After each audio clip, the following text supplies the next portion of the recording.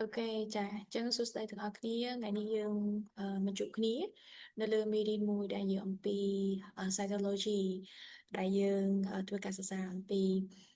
កោសិកាឬក៏ដំណើរការនៃការធ្វើ cytology នៅលើសត្វហើយសម្រាប់គោលបំណងចាអញ្ចឹងសម្រាប់គោលបំណងនៅក្នុងមេរៀន cytology នៅលើសត្វនេះផងដែរអ្នកគូមានគោលបំណងចំនួន6ខុសៗគ្នាដែលអ្នកទាំងអស់គ្នាអាចមើលនៅលើ slide បានមានទាំងការនិយោគពយល់អំពីនិយមន័យ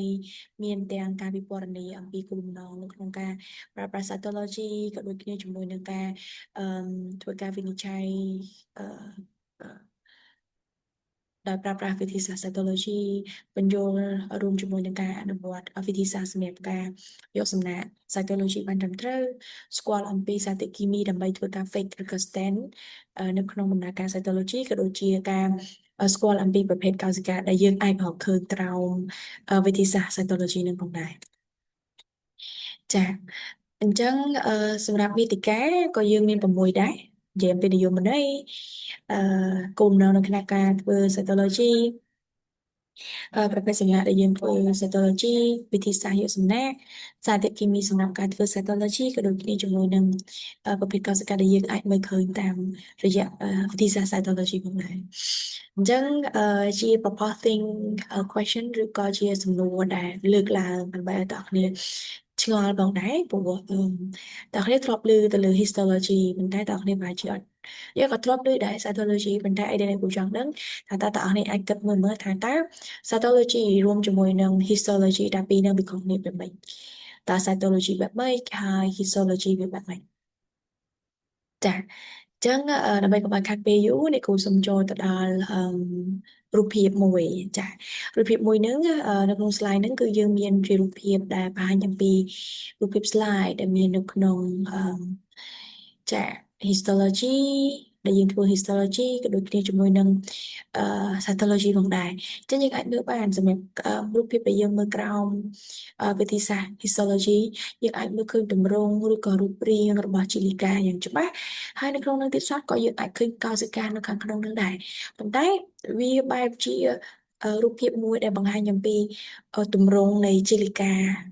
ច្រើនជាងវេលាធំជាងអឺជាកោសិកាប៉ុន្តែបើយើងមើលរូបភាពខាងក្រោមជារូបភាពដែលធ្វើឬក៏ដំណើរការដោយវិធីសាស្ត្រ cytology យើងឃើញថាអឺមានខុសសិកាជាច្រើនដែលយើងឃើញ shape ឬក៏ទម្រង់ច្បាស់លាស់តែម្ដងចាដោយនេះគូបានបញ្ចូលឬក៏ចង្អុលគ្នាឃើញអានេះគឺជា cell membrane អានេះគឺជា nucleole ហើយខាងនេះគឺវាជាcytoplasm ដូចគ្នាដែរនៅខាងក្នុងនេះយើងឃើញមានអុចចាអញ្ចឹងអុចហ្នឹងវាអាចជាប្រភេទបាក់តេរីដែលយើងអាចរកឃើញនៅក្នុងកោសិកាអឺអំឡុងពេលដែលយើងធ្វើ cytology នឹងដែរអញ្ចឹងអានេះចាគឺជាអឺរូបភាពដែលយើងអាចមើលឃើញតាមវិធីសាស្ត្រ cytology អានេះជារូបភាពដែលយើងអាចមើលឃើញតាមវិធីសាស្ត្រ cytology សំដៅ histology អញ្ចឹងបើយើងធ្វើការប្រៀបធៀបទៅ cytology វាមើលទៅធំអាចឃើញកោសិកាច្បាស់ៗតែម្ដងប៉ុន្តែសម្រាប់ histology យើងអាចមើលឃើញទម្រង់រូបរាងជាលិកាច្រើនជាងចា៎ឥឡូវយើងមកមើលចាអឺទៅលើការសរសេរឬក៏ការផ្ដល់ភាពខុសគ្នារវាង cytology ក៏ដូចជា histology អញ្ចឹងសម្រាប់ cytology គេដាក់ថា the branch of biology and medicine concerned with the structure and function of plant and animal cell អញ្ចឹងយើងមើលទៅគេថា cytology វាជាសាខាមួយនៃជីវវិទ្យាដែលធ្វើការសិក្សាអំពីរចនាសម្ព័ន្ធឬក៏មុខងាររបស់កោសិកាដែលមានលើសត្វហើយនិងរុក្ខជាតិក៏គ្នាជាមួយនឹង histology គេដាក់ថា the study of microscope structure of tissue អញ្ចឹងសម្រាប់ histology គឺគេធ្វើការសិក្សាអំពីភាពខុសគ្នាដែរប៉ុន្តែទៅលើសំដៅមិនភាពខុសគ្នាទេគឺការសិក្សាក្រោម microscope ដូចគ្នាប៉ុន្តែពីរចនាសម្ព័ន្ធរបស់ជាលិកាអញ្ចឹងសម្រាប់ cytology ចា cytology គឺយើងធ្វើការសិក្សាអំពីអឺរចនាសម្ព័ន្ធនិងមុខងាររបស់កោសិកាហើយ histology ធ្វើការសិក្សាអំពីរចនាសម្ព័ន្ធរបស់ជាលិកាវិញចាស់ទាំងពីរហ្នឹងមួយដល់ទឹកទៅលើកោសិកាមួយផ្ដោតសំខាន់ទៅលើជាលិកាហើយសម្រាប់histology គេដាក់ថា neuro study area ប៉ុន្តែសម្រាប់ histology គឺ wide study area អញ្ចឹងបើយើងនិយាយពី ផ្នែកនៃការសិក្សាវិញសម្រាប់ cytology គឺវារៀងចង្អៀតបន្តិចប៉ុន្តែសម្រាប់ histology គឺវារៀងទូលាយជាងអឺមួយវិញទៀតសម្រាប់ cytology គេដាក់ថា the slide preparation is simple មានថាដំណើរការនៅក្នុងការធ្វើ cytology គឺវាអឺធ្វើលើកញ្ចក់ slide ដូចគ្នាប៉ុន្តែវាសាមញ្ញធម្មតាចាបើផ្ទុយពីឬក៏ខុសពី histology គេដាក់ថា the slide preparation is a complex process អញ្ចឹងបើយើងធៀបទៅមើល histology វិញមានថាslide ដែលយើងធ្វើនោះគឺវាស្មុគស្មាញវារញ៉េរញ៉ៃចាហើយបើយើងធៀបទៅគឺ cytology វាមានភាពងាយស្រួលជាងចាមួយវិញទៀតសម្រាប់ cytology គេដាក់ថា only study the cellular area of cell ដូចសម្រាប់ histology ចាគេដាក់ថា study the architecture of tissue អញ្ចឹងវាស្តីងជាមួយនឹងយមន័យផ្នែកទី1ដែរសម្រាប់ cytology គឺយើងធ្វើការសិក្សាទៅលើផ្នែកផ្សេងៗនៃកោសិកាប៉ុន្តែសម្រាប់ histology គឺគេធ្វើការសិក្សាអំពីអឺលក្ខណៈបែបបទនៃជាលិកាអឺបើយើងធ្វើការប្រៀបធៀបទៅលើតម្លៃនៅក្នុងការពិសោធន៍histology more expensive ប៉ុន្តែសម្រាប់cytology គឺ less expensive វាថោកជាងងាយស្រួលធ្វើជាងចា៎ប៉ុន្តែគ្រាន់តែបើយើងធ្វើការប្រៀបធៀបទៅលើការសិក្សាអឺ cytology វារៀងចង្អៀតជាង histology ចា៎អូខេអញ្ចឹងយើងចូលមកដល់ផ្នែកនិយមន័យអញ្ចឹងនិយមន័យរបស់ cytology គឺជាវិទ្យាសាស្ត្រដែលសិក្សាអំពីកោសិកាដែលធ្វើការសិក្សាអំពីផ្នែកផ្សេងៗដូចជារចនាសម្ព័ន្ធកោសិការូបរាងទំហំមុខងាររួមជាមួយនឹងការផ្លាស់ប្ដូរនៃភាពអំប្រុងប្រណីនៃកោសិកាផងដែរហើយ cytology និងទិសោតត្រូវបានគេប្រើប្រាស់យ៉ាងទូលំទូលាយនៅក្នុងការវិនិច្ឆ័យជំងឺដោយការពិនិត្យមើលកោសិកាតែមួយឬក៏កោសិកាជាក្រុមច្រើនបញ្ចូលគ្នាផងដែរតាមរយៈមីក្រូទូចាអញ្ចឹងនេះគឺជានិយមន័យរបស់cytology សម្រាប់ការអនុវត្ត cytology គឺមានគោលបំណងសំខាន់5ដូចខាងក្រោមទី1គឺសិក្សាអំពីរូបរាងរចនាសម្ព័ន្ធរបស់កោសិកាទី2គឺស្គាល់ពីប្រភេទកោសិកាធម្មតាឬក៏កោសិកាដែលមិនធម្មតាឬក៏មិនប្រក្រតីជួយឲ្យយើងធ្វើការវិនិច្ឆ័យជំងឺតាមរយៈផ្នែកដែលយើងអាចមើលឃើញជាការរលាកការកាត់មានដុំសាច់ឬក៏មហារីកជាដើមទី4គឺជួយយើងនៅក្នុងការស្រាវជ្រាវរួមជាមួយនឹងការបរិញ្ញាបត្រផងដែរហើយនៅចុងក្រោយគេជាវិធីសាស្ត្រមួយដែលងាយស្រួលវាសន្សំសំចៃវាអស់លុយតិចហើយវាឆាប់បានលទ្ធផលហើយបើយើងធៀបមួយនឹង histopathology វាប្រើពេលយូរថ្លៃហើយអត់ទទួលលទ្ធផលបានលឿនទេចឹងយើងចូលមកដល់ផ្នែកប្រភេទសំណាក់សម្រាប់ការធ្វើ cytology ចឹងសំណាក់ដែលសម្រាប់ធ្វើ cytology មាន3ប្រភេទមានសំណាក់រាវសំណាក់ដែលយកចេញពីផ្ទៃរាងកាយនិងសំណាក់ដែលយកចេញពីដុំសាច់ឬក៏អង្គធាតុរឹងតែយើងអាចនិយាយបានថាមាន fluid sample មាន surface sample ហើយនឹងប្រភេទtumor ដុំសាច់ចាអញ្ចឹងប្រភេទសំណាក់រាវគឺមានដូចជាឈាមទឹកនោម pleural fluid ជាសំណាក់ខ្ទុះចា solution ខ្ទុះឬក៏ជា ascitic fluid ចា ascitic fluid ហ្នឹងមានន័យថាជា solution ដែលយកចេញអំពីអ្នកជំងឺគាត់មានបញ្ហាអឺទីទឹកហើយនឹងប្រភេទ synovial fluid ចឹង synovial fluid ហ្នឹងជាប្រភេទfluid ឬក៏សារធាតុរាវដែលយកចេញអំពីសន្លាក់ឬក៏អឺជាយកចេញពីសន្លាក់សារធាតុរាវដែលយកចេញពីសន្លាក់ចាហើយប្រភេទសំណាក់ទី2គឺសំណាក់ផ្ទៃរាងកាយឬក៏ surface sample ហ្នឹងគឺមានស្បែកមាត់សំណាក់ច្រមុះឬក៏មាត់ច្បូរអីនឹងជាដើមហើយប្រភេទសំណាក់ដែលយកចេញពីដុំសាច់ឬក៏អង្គធាតុរឹងគឺជាប្រភេទដុំសំណាក់ដែលជាប្រភេទ tumor ជា lymph node ឬក៏ abscess ជាដើមចាអញ្ចឹងប្រភេទសំណាក់ទាំង3ហ្នឹងមានផ្នែកផ្សេងៗគ្នាដែលទាំងអស់គ្នាអាចឃើញឬក៏ជួបប្រទះញឹកញាប់ផងដែរអញ្ចឹងយើងនិយាយអំពីវិធីសាស្ត្រនៅក្នុងការយកសំណាក់ថាយើងធ្វើម៉េចដើម្បីបានសំណាក់មកសម្រាប់ការធ្វើ cytology អញ្ចឹងគេមានប្រភេទវិធីសាស្ត្រនៅក្នុងការយកសំណាក់ cytology នេះមានរហូតដល់5ខុសគ្នាទី1គឺ FNA តើនេះបាច់ធ្លាប់ឮ FNA ចាយើងបបវាមកចូលហើយយើងធ្វើការយកអឺកោសិកាពីដុំសាច់ឬក៏សរីរាង្គហើយវិធីសាស្ត្រនេះគឺវាមានលក្ខណៈឈឺតិចតិចហើយវាមានសមត្ថភាពផងដែរ វិធីសាស្ត្របន្តគឺវិធីសាស្ត្រ fluid centrifugation ចឹង fluid centrifugation ហ្នឹងជាប្រភេទសំណាកដែលយើងយកមកសង់ទីហ្វុយយកមកបង្វិលណាបងប្អូនគ្នាចាអឺហើយយកមកបង្វិលឬក៏សង់ទីហ្វុយនេះគឺជាប្រភេទសំណាកមួយដែរជាប្រភេទសំណាករាយយូរយើងអាចបង្វិលបានដោយប្រើប្រាស់ម៉ាស៊ីនសង់ទីហ្វុយដើម្បីប្រមូលកោសិកាហើយយើងធ្វើការវិភាគមើលចា៎វិធីសាស្ត្របន្តទៀតគឺជាវិធីសាស្ត្រដែលគេហៅថាជា swab technique អញ្ចឹងវិធីសាស្ត្រ swab technique នេះគឺយើងយកសំណាក់ដែលប្រើប្រាស់ cotton swab ឬក៏ដំបាបន្ទាប់មកទៀតឬក៏មួយទៀតហ្នឹងយើងប្រើ cotton swab ឬក៏ដំបាហ្នឹងយកប្រភេទសំណាក់កោសិកាពីមាត់ស្បែកឬក៏របងជាដើមអឺវិធីសាស្ត្រទី3គឺ scraping technique ចាវិធីសាស្ត្រ scraping អញ្ចឹងយើងធ្វើការកោសផ្ទៃស្បែកឬក៏ mucus អឺដែលប្រើប្រាស់ជាមួយនឹងspatula ឬក៏ blend អញ្ចឹងសម្រាប់spatula នេះវាវាស្តៀងជាមួយសភាដែរប៉ុន្តែជាសភាមួយឬក៏ជាស្តៀងសព្រាបន្តិចស្តៀងជាមួយនឹងវែកឆាបន្តិចប៉ុន្តែអាហ្នឹងគឺសម្រាប់គេយកសំណាក់កោសលើផ្ទៃស្បែកឬក៏ផ្ទៃស្បែកខាងក្រៅអីហ្នឹងអាហ្នឹងគេប្រើហ្នឹងក៏បានឬក៏យើងអាចប្រើ blend ឬក៏គេហៅថា blend ក៏បានដែរវិធីសាស្ត្រជាសំណាក់មួយទៀតគឺគេហៅថា impression smear អឺគឺមានន័យថាយើងយកកញ្ចក់ស្លាយរបស់យើងហ្នឹងយកទៅផ្ដិតនៅលើ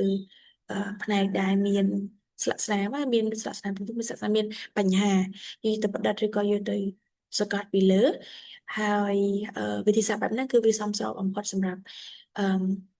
អ្នកជំងឺដែលគាត់មានលំសាច់ថ្មីដែលកើតមានឡើងអញ្ចឹងដូចរូបភាពយើងឃើញអញ្ចឹងយើងយកកញ្ចក់ស្លាយយើងយកទៅផ្ដិតជាមួយនឹងកន្លែងដែលមានរបួសឬក៏កន្លែងដែលមានដុំសាច់ហ្នឹងអញ្ចឹងអាហ្នឹងគឺគេហៅថាជា impression smear អញ្ចឹងវិធីសាស្ត្រនៅក្នុងការយកសំណាក់របស់យើងសម្រាប់វិធីសាស្ត្រ cytology យើងមាន5ខុសគ្នាយើងមាន F&A fluid centrifugation មាន swab technique មាន scraping technique ហើយនិង impression smear ផងដែរអូខេយើងចូលមកដល់ផ្នែកមួយដែលនិយាយអំពីប្រភេទសារធាតុគីមីសម្រាប់ការធ្វើ cytology អញ្ចឹងសម្រាប់សារធាតុគីមីនៅក្នុងការធ្វើ cytology ខ្ញុំអាចចែកមាន3មានសារធាតុគីមីសម្រាប់ការធ្វើវិធីសាស្ត្រមួយដែលគេហៅថា fixative អឺ fixative fix ហ្នឹងវាថាជ្រលក់អូខេហើយវិធីសាស្ត្រ stand វាថាដាក់ពីលើសារធាតុគីមីសម្រាប់មើលផ្សេងទៀតអញ្ចឹងសម្រាប់វិធីសាស្ត្រចំពោះសម្រាប់សារធាតុគីមីដែលយើងធ្វើសម្រាប់ការជ្រលក់ឬក៏ fix ហ្នឹងគឺមាន methanol ethanol 95%ដែលអាសារធាតុគីមីទាំងពីរហ្នឹងវាមានតួនាទីនៅក្នុងការរក្សារូបរាងកោសិកាមិនឲ្យខូចចាហើយសម្រាប់សារធាតុគីមីដែលគេប្រើប្រាស់សម្រាប់ stent ឬក៏ដាក់ពណ៌ពីលើហ្នឹងគឺមានសារធាតុគីមីដូចជា Giemsa Bright stent Deep Squeak stent Papa Nicolon stent ដែលយើងហៅថា Pap stent ហ្នឹងហើយសារធាតុគីមីទាំង4ហ្នឹងអឺវាអាចជួយឲ្យកោសិកាមានពណ៌ច្បាស់លាស់ងាយមើលក្រោមមីក្រូទស្សន៍ផងដែរសារធាតុគីមីផ្សេងទៀតដែលយើងអាចប្រើប្រាស់សម្រាប់ការធ្វើការពិសោធន៍ដោយប្រើប្រាស់វិធីសាស្ត្រ cytology ហ្នឹងគឺមានអឺទឹកបិតអឺ buffer water emulsion oil ឯនឹងជាដើមអញ្ចឹងអាហ្នឹងគឺជាសារធាតុគីមីផ្សេងៗដែលយើងអាចប្រើប្រាស់នៅក្នុងវិធីសាស្ត្រ cytology ផងដែរប៉ុន្តែអ្នកគ្រូបញ្ជាក់ដែរថាវាអាស្រ័យទៅលើប្រភេទដែលយើងធ្វើប្រភេទសំណាក់ដែលយើងធ្វើហ្នឹងថាយើងយកសំណាក់អីគេហើយយើងចង់មើលអីយើងចង់មើលកោសិកាបែបអីចាអញ្ចឹងអ្នកគ្រូលើកឧទាហរណ៍ដូចវិធីសាស្ត្រយើងមើលកោសិកាថ្ពាល់មួយចុះព្រោះនឹងមាននៅក្នុងមេរៀនដែរអញ្ចឹងវិធីសាស្ត្រមើលកោសិកាថ្ពាល់ហ្នឹងគឺគេមើលទៅលើទម្រង់ឬក៏រូបរាងរបស់កោសិកានឹងឯងអញ្ចឹងវិធីសាស្ត្រហ្នឹងគឺគេប្រើប្រាស់សារធាតុ stent ដែលយើងហៅថាជីមសាសម្រាប់ការដាក់ពណ៌ឲ្យចាប់ជាមួយនឹងកោសិកាថ្ពាល់ហើយយើងអាចមើលទម្រង់ឬក៏រូបរាងរបស់កោសិកាបានប៉ុន្តែនៅក្នុងនោះផងដែរក៏យើងអាចប្រើប្រាស់ទឹកបិទឬក៏យើងអាចប្រើប្រាស់ emulsion oil នៅក្នុងករណីយើងប្រើ microscope ទៅដល់ objective 100អីចឹងចាអញ្ចឹងអាហ្នឹងវាអាស្រ័យទៅលើគេហៅថាដំណើរការនៅក្នុងការពិសោធន៍អញ្ចឹងបើសិនជាដំណើរការក្នុងការពិសោធន៍មួយចំនួនគេត្រូវការ methanol ឬក៏ ethanol ឬក៏ជាវិធីសាស្ត្រឬក៏ដំណើរការត្រូវការ fix គឺយើងត្រូវការហត្ថគីមី2ហ្នឹងប៉ុន្តែសម្រាប់ដំណើរការឬក៏វិធីសាស្ត្រតែគេត្រូវការធ្វើតែ stand ទេយើងអាចប្រើ Giemsa ឬក៏ Break stand ឬក៏ Thick fix stand អីជាដើមចាអញ្ចឹងវាអាស្រ័យទៅលើវិធីសាស្ត្រពិសោធន៍ផងដែរ Ok យើងចូលមកដល់ផ្នែកមួយទៀតដែលយើងនិយាយអំពីប្រភេទកោសិកាដែលយើងអាចរកឃើញតាមរយៈ cytology អញ្ចឹងប្រភេទកោសិកាដែលយើងអាចរកឃើញនៅតាមរយៈcytology ដំបូងគេនេះគឺនិយាយអំពីកោសិកា epithelium ដែលអ្នកនរគ្នាធ្លាប់ស្គាល់ហើយកោសិកាដែលនៅលើផ្នែកខាងលើគេបងប្អូនហ្នឹងអញ្ចឹងអឺកោសិកា epithelium ជាកោសិកាដែលគ្របដណ្ដប់ផ្នែកខាងក្រៅហើយវាមាននៅខាងក្នុងសរីរាង្គផងដែរអញ្ចឹងប្រភេទកោសិកា epithelium សំខាន់មាន3គឺមាន squamous epithelium cell ដែលមានរាងបន្ទះស្ដើងអាចរកឃើញក្រោមស្បែកនៅក្នុងស្បែកមាត់ឬក៏បំពង់ស្បូនអីហ្នឹងជាយើងឃើញនេះចាអឺបន្តមកទៀតគឺប្រភេទកោសិកា epithelium ដែលគេហៅថាជាកោសិកា epithelium អឺcuboidal epithelium cell ដែលវាមានរាងជា cubal ចឹងវា cube មានរាងជាអឺការ៉េចាក់បួនជ្រុងដែលយើងអាចមើលឃើញហើយរកឃើញប្រភេទ cuboidal epithelium cell ហ្នឹងគឺនៅក្នុងកោសិកាក្រពេញដែលមាននៅក្នុងក្រពេញឬក៏នៅក្នុងបំពង់លក្ខណៈជាបំពង់គឺយើងអាចនឹងរកឃើញមានកោសិកាពេលcuboidal epithelium ហ្នឹងតែម្ដងប្រភេទកោសិកាទី3គេហៅថា columnar epithelium cell អញ្ចឹង columnar epithelium cell ហ្នឹងវាជាប្រភេទកោសិកាដែលមានរាងជាតែទ្រវែងឬក៏វែងដែលយើងអាចមើលឃើញនៅក្នុងពោះវៀនឬក៏ផ្លូវរំលាយអាហារអញ្ចឹងអឺកោសិកាទាំងអស់ហ្នឹងគឺជាកោសិកាដែលធម្មតាហើយបើសិនជាក្នុងលក្ខខណ្ឌដែលយើងមើលឃើញថារូបរាងអឺដែលយើងមើលឃើញហ្នឹងវាបដូររូបរាងអឺដែលខុសពីកសិកាដើមអញ្ចឹងវាអាចបញ្ជាក់អំពីករណីជា dysplasia ឬក៏ neoplasia កើតមានឡើងនៅលើអ្នកជំងឺនឹងដែរចា៎ទី2គឺយើងនិយាយអំពីប្រភេទកោសិកាគេហៅថាកោសិកាឈាមឬក៏ hemato biotic cell អញ្ចឹងប្រភេទកោសិកា hematopoietic cell ហ្នឹងឬក៏កោសិកាឈាមដែលយើងអាចមើលឃើញតាមរយៈវិធីសាស្ត្រ cytology និងទៀតសោតក៏យើងអាចមើលឃើញដែរមានប្រភេទអឺវាជាប្រភេទកោសិកាមួយដែលមានដើមកំណើតចេញពីកោសិកាឈាមឬក៏ប្រព័ន្ធភាពស៊ាំនៅក្នុងរាងកាយហើយវាមានដូចជា erythrocyte, neutrophil, lymphocyte, monocyte, eosinophil រួមជាមួយនឹង basophil ជាដើមចឹងរូបភាពដែលយើងអាចមើលឃើញក្រោម microscope គឺបែបនេះចា៎ហើយទាំងអស់នេះគឺយើងអាចមើលឃើញច្បាស់ឃើញពណ៌ឃើញអីអញ្ចឹងគឺតាមរយៈការដាក់ពណ៌ហ្នឹងហើយគឺយើងហៅថា stand ហ្នឹងឯងហើយវិធីសាស្ត្រនឹងដែរសំទោសកសិកម្មទាំងអស់នឹងដែរវាមានសារៈសំខាន់នៅពេលដែលយើងឆែកឃើញឬក៏ប្រឌិតឃើញតាមរយៈវិធីសាស្ត្រ cytology ហ្នឹងគឺយើងអាចបង្ហាញឬក៏ធ្វើការវិតម្លៃអំពីកម្រិតនៃការរលាកឬក៏កម្រិតនៃការឆ្លងរោគចូលទៅនៅអ្នកជំងឺផងដែរអញ្ចឹងកសិកម្មជាតិដែលយើងអាចមើលក្រោមមីក្រូទស្សន៍តាមវិធីសាស្ត្រ cytology ហ្នឹងគឺវាអាចបង្ហាញបែបហ្នឹងការរលាករួមជាមួយនឹងការឆ្លងរោគចូលជាដើមអូខេផ្នែកមួយទៀតដែលយើងនិយាយអំពីកោសិកាដែលដ៏សំខាន់ទៅលើកោសិកាភាពស៊ាំហើយនិងកោសិកាដែលរលាកអញ្ចឹងកោសិកាភាពស៊ាំឬក៏កោសិកាដែលរលាកនៅក្នុងនេះគឺយើងមាន5ទិសដៀងគ្នាជាមួយនឹងប្រភេទកោសិកាឈាមមិនដែរព្រោះអាហ្នឹងវាកើតមាននៅពេលដែលប្រព័ន្ធភាពស៊ាំរបស់យើងកើតមានឡើងនៅពេលដែលមានជា inflammation កើតមានឡើង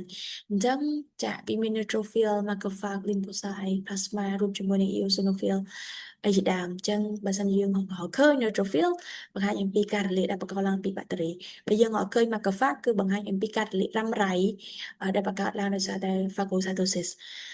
បើយើងរកឃើញ lymphocyte គឺបង្ហាញអំពីការកើតមានភាពស៊ាំឬក៏ប្រភេទជាមួយនឹងជំងឺវីរុសអីជាដើមជំងឺដែលបង្កឡើងពីវីរុសចា៎បើសិនជាយើងរកឃើញ plasma cell បង្ហាញអំពីការឆ្លើយតបរបស់រាងកាយរបស់យើងទៅនឹង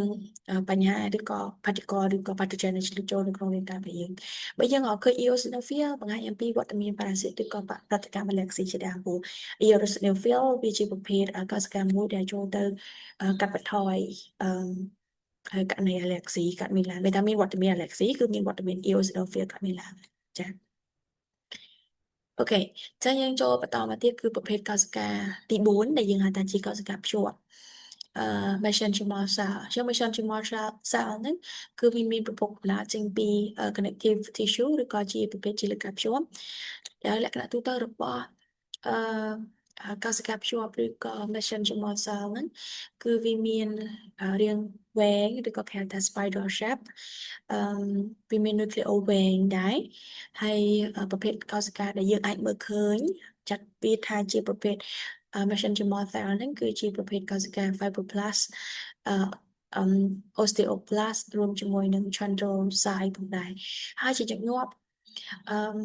ទាំងអស់ហ្នឹងវាអាចក៏ឃើញដែលវាមានតំណែងជាមួយនឹង sarcoma អញ្ចឹងករណី sarcoma មានន័យថាជាប្រភេទនៃការកើតមានអឺជាលិកាឬក៏កោសិកាភ្ជាប់មួយដែលវាដោះចេញអំពីឆ្អឹងឬក៏អឺក្បែរជាមួយនឹងសាច់ដុំឆ្អឹងរបស់យើងនឹងឯងអញ្ចឹងគេហៅថាskeletal muscle នឹងឯងដែលគេហៅថាជា sarcoma ហើយវាជាដុំសាច់មួយដែលមិនប្រក្រតីដែរព្រោះវាកើតមាននៅផ្នែកនៃជាលិកាភ្ជាប់ដែលយើងឃើញថាវាកើតឡើងដោយសារតែមានវត្តមានកោសិកា mesenchymal cell នឹងច្រើនខុសប្រក្រតីនៅកន្លែងដែលជាសាច់ដុំភ្ជាប់ហ្នឹងចា៎ អូខេយើងចូលដល់ចំណុចទី5ដែលនិយាយអំពីប្រភេទកោសិកាមិនប្រក្រតីឬក៏កោសិកាមហារីកដែលលក្ខណៈទូទៅដែលយើងអាចកំណត់បានថាជាកោសិកាមិនប្រក្រតីឬក៏កោសិកាមហារីកឬក៏យើងហៅថាជា cytologic atypia អញ្ចឹង cytologic atypia នេះគឺតើអ្នកអាចមើលនិយមន័យនៅខាងក្រោមនេះបានមានន័យថាជាប្រភេទកោសិកាដែលផ្លាស់ប្ដូររូបរាងកោសិកាមិនធម្មតាឬក៏ខុសប្រក្រតីនឹងឯងអញ្ចឹងកោសិកាមិនធម្មតាឬក៏មិនប្រក្រតីនេះគឺយើងអាចសង្កេតឃើញដោយឃើញមានទំហំ nucleo ធំជាងធម្មតា nucleo pleomorphism អឺរួមជាមួយនឹង chromatic មិនស្មើគ្នាអឺផ្នែកមួយទៀតនោះគឺmitotic feature នឹងច្រើនអញ្ចឹងយើងអាចមើលបានមានន័យថាផ្នែកដំបូងគេ nucleo ធំចឹងយើងឆែកមើលថាតើទំហំ nucleo ដែលយើងអាចមើលឃើញហ្នឹងតើវាធំជាងធម្មតាដែរអត់ហើយទៅលើ mitotic figure ហ្នឹង feature ហ្នឹងគឺសំដៅទៅលើការប្រមូលផ្ដុំនៃកោសិកានឹងចាគឺវាមានការប្រមូលផ្ដុំច្រើនខុសពីធម្មតាអញ្ចឹងអានេះគឺគេហៅថាជា mitotic figure ចាក៏ដូចគ្នាជាមួយនឹង chromatic ដែរអញ្ចឹងយើងអាចពិនិត្យមើលលើលក្ខណៈពិសេសពិសេសរបស់កោសិកាថាវាខុសពីធម្មតាអញ្ចឹងអាហ្នឹងយើងអាចចាត់ចូលវាថាជាកោសិកាមហារីកឬក៏កោសិកាដែលខុសប្រក្រតីអញ្ចឹងកោសិកាណាខ្លះដែលគេហៅថាជាកោសិកាមិនធម្មតាឧទាហរណ៍ដូចជាកោសិកាដែលបង្កឲ្យមានជាអឺសាស៊ីណូម៉ាសាកូម៉ាក៏ដូចគ្នាជាមួយនឹងគេហៅថា round cell tumor ផងដែរអញ្ចឹងអានេះចាស់គឺជាសាកូម៉ាវាថាជា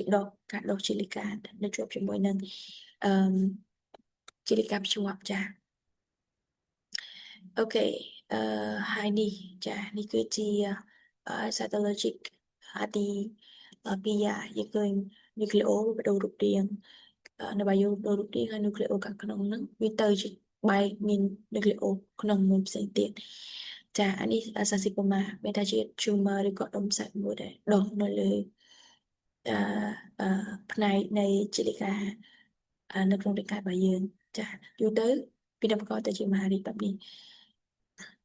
អូខេតើតើមួយនឹង round cell tumor វាជាប្រភេទlymphoma ឬក៏ muscle tumor អីហ្នឹងជាប្រភេទមហារីកកូនកណ្ដុរទំហំនៃកូនកណ្ដុរនោះគឺវារីកធំខុសធម្មតាអញ្ចឹងអាហ្នឹងគេហៅថាជា lymphoma អឺប្រភេទកោសិកាផ្សេងទៀតដែលយើងអាចមើលឃើញតាមរយៈវិទ្យាទស្សន៍ដែលប្រើប្រាស់វិធីសាស្ត្រ cytology ហ្នឹងគឺយើងអាចនឹងរកឃើញមាន microorganism ជាច្រើននេះចា microorganism យើងមានparasite យើងមានជាប្រភេទ necrotic ឬក៏ cell debris មានថាជាប្រភេទកោសិកាងាប់ជាងគេកោសិកាងាប់យើងអាចមើលបានថារូបរាងរបស់វាអត់ច្បាស់លាស់ហើយnucleo អីក៏បែកពេញនឹងយើងមើលពណ៌ nucleo ហ្នឹងចាអត់ច្បាស់លាស់ទេអញ្ចឹងអាហ្នឹងគឺជាប្រភេទកោសិកា necrotic ឯង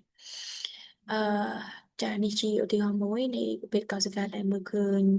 ការតោងជាប់នៃប្រភេទ microorganism ជាបាក់តេរីឬក៏ជាបាក់តេរីដែលមាននៅនឹងអូខេអញ្ចឹងក្រៅពីប្រភេទកោសិកាដែលយើងអាចមើលឃើញប្រភេទ microorganism parasite ក៏ដូចគ្នាជាមួយនឹងកោសិកាងងមួយចំនួនកោសិកាខូចមួយចំនួនអឺក៏យើងអាចមើលឃើញនៅក្នុងវិធីសាស្ត្រ cytology ដែរអញ្ចឹងដំណើរការមានន័យថា median cytology របស់យើងចាប់ប៉ុណ្ណឹងហើយនេះគូក៏មានជាដំណើរការមួយដែលគេនិយាយអំពីការផលិតមើលកោសិកាថ្ពាល់ក្រោមមីក្រូទូបផងដែរអញ្ចឹងតើអ្នកអាចមើលបានថាគេមើលបែបម៉េចអញ្ចឹងវាជាវិធីសាស្ត្រមួយដ៏ងាយស្រួលដែលយើងផលិតក្រោមមីក្រូទូបដែលឆែកមើលកោសិកាថ្ពាល់ហើយព្រោះកោសិកាថ្ពាល់យើងឆែកមើលកោសិកាដែលនៅខាងក្នុងថ្ពាល់របស់យើងហើយយើងអាចមើលឃើញទៅលើ cell membrane cytoplasm nucleo រួមជាមួយនឹង organelle ដែលនៅខាងក្នុងផងដែរហើយវិធីសាស្ត្រហ្នឹងគឺងាយស្រួលមែនតើយើងអាចប្រើប្រាស់ត្រឹមតែជឿចាក់ថ្មិញកញ្ចក់ស្លាយ cover slide ហើយយើងប្រើ GIMSA ដើម្បីពិនិត្យអញ្ចឹង GIMSA វាស្ថិតនៅក្នុងសារធាតុគីមីដែលប្រើប្រាស់សម្រាប់ stent ឬក៏ពណ៌ពីលើនឹងឯងយើងមាន dropper យើងមានក្រាស់ជូតមាត់ឬហើយនឹង microscope សំខាន់ជាងគេដើម្បីពិនិត្យមើលចឹងវិធីសាស្ត្រគឺយើងអាចត្រប់ទឹកបិទអញ្ចឹងទឹកបិទក៏ជាសារធាតុគីមីមួយដែលយើងអាចប្រើប្រាស់នៅក្នុង cytology ដែរជាយើងអាចត្រប់ទឹកបិទមកតំណលើកញ្ចក់ស្លាយបន្ទាប់មកយើងយកជឿចាក់ថ្មីយើងលូកចូលទៅក្នុងប្រអប់មាត់របស់យើងគៀយើងយើងធ្វើការ swab នៅលើប្រអប់មាត់ខាងក្នុងរបស់យើងទៅមកយើងយកមកគូវីនៅខាង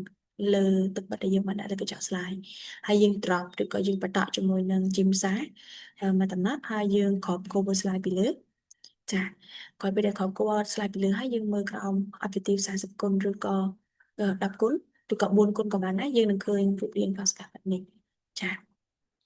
ចឹងនេះគឺជារូបរាងកោសិកាដែលយើងអាចមើលឃើញក្រោមមីក្រូទូនៃកោសិកាថ្ពាល់របស់យើង